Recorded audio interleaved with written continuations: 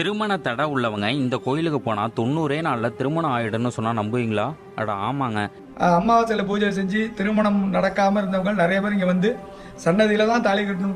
மண்டபத்தில் திருமணம் வச்சுருந்தாலும் தாலி கட்டுறது அம்பாளுக்கு எதுக்காக தான் அப்படின்னு விரும்பி ஒவ்வொருத்தவங்களும் இங்கே வந்து பார்த்து இந்த சுகத்தை அனுபவிச்சுக்கிட்டு இருக்கோம் நாங்கள். இந்த கோயிலில் இருக்க மூலவர் பேர் நந்திகேஸ்வரர், அம்பாள் பேர் அபிராமி.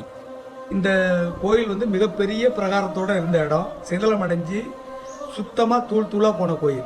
சிவன், அம்பாள், சண்டிகேஸ்வரர் 3 சிலை மட்டும்தான் பழைய மூர்த்தங்கள். இந்த கோயில் 1600 வருட பழமையான கோயில்னு சொல்லப்படுது.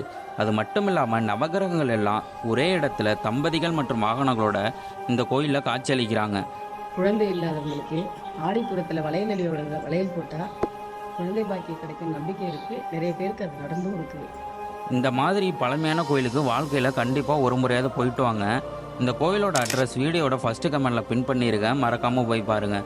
இதே மாதிரி கோவில் தகவல் தெரிஞ்சுக்க நம்ம சேனலை ஃபாலோ பண்ணுங்கள்.